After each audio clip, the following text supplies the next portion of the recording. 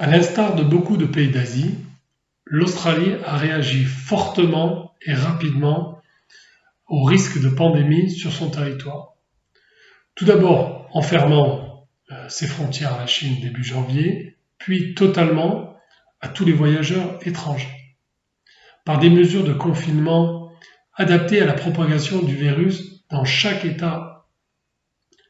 L'Australie a limité l'impact de la crise sanitaire. À l'heure où je vous parle, 7000 personnes ont été contaminées et la situation se stabilise. 97 décès ont été constatés et 600 cas demeurent actifs. Malgré cela, les restrictions sont identiques que celles prises en Europe. Elles sont sévères: télétravail obligatoire, fermeture des écoles et des universités, fermeture des activités non essentielles et des restaurants, rassemblement interdit et bien sûr fermeture des frontières. L'allègement de ces restrictions se feront en 3 étapes et de manière progressive dans le temps. Ces restrictions ont bien évidemment eu un impact sur l'économie australienne, mais à des degrés très différents. Pour le moment, le secteur minier, comme celui de l'agriculture et de la distribution, reste protégé. Les activités liées au sport, le gym, le fitness, au tourisme, à la restauration, au transport public, se sont effondrés de plus de 80%. À l'inverse, les marchés liés à la fourniture de mobilier pour la maison, les paris en ligne et la livraison de nourriture ont explosé.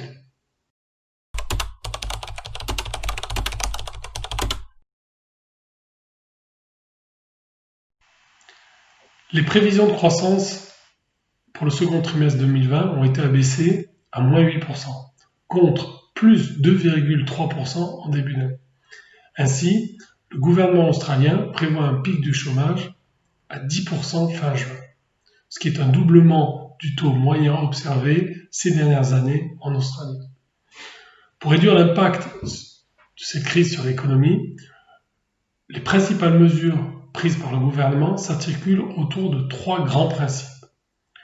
Un soutien de la consommation, autorisation de retrait des fonds de pension jusqu'à $20 000 par individu, ce qui pourrait représenter un réinvestissement dans l'économie de plus de 27 milliards de dollars. Programme de soutien pour garantir des prêts à faible coût aux consommateurs et aux toutes petites entreprises pour un montant de 15 milliards de dollars. Et enfin, une baisse des taux directeurs à 0,25%. Second grand principe, soutien aux entreprises. D'abord avec un resserrement des règles sur le rachat des entreprises, afin de protéger les compagnies australiennes. Puis une facilitation des prêts pour soutenir les crédits des petites et moyennes entreprises, ainsi que celui des banques commerciales, pour un montant de 90 milliards de dollars. Et en fait, dernier grand principe, la protection de l'emploi, avec un ambitieux plan de relance qui se nomme le JobKeeper pour un montant de 130 milliards de dollars. Pour y avoir accès, les entreprises doivent déclarer des revenus en baisse de plus de 30%. La principale difficulté que je vois auxquelles vont faire face les entreprises australiennes est le manque de visibilité sur l'évolution de la crise sanitaire. Ça implique 2 changements ou 2 risques majeurs. Le premier est la peur d'une seconde vague pandémique qui pourrait être beaucoup plus importante pendant l'hiver australien. Et le second risque est un changement profond du comportement des consommateurs qui pourrait perturber l'ensemble des marchés.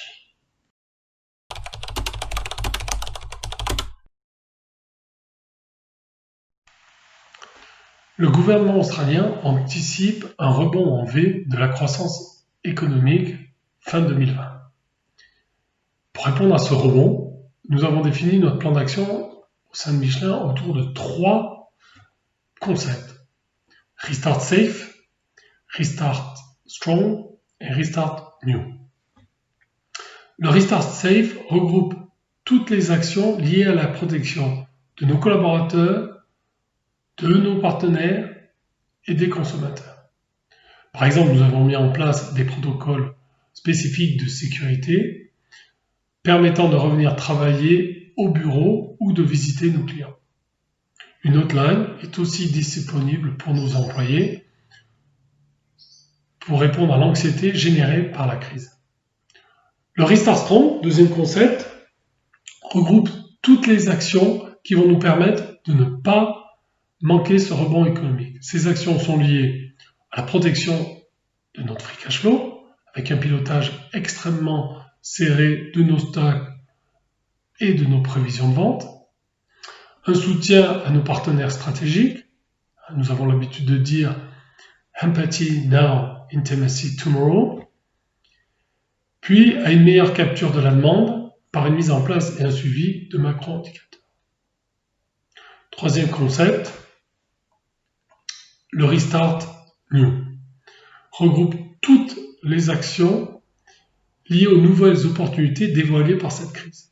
Je pourrais citer 3 exemples.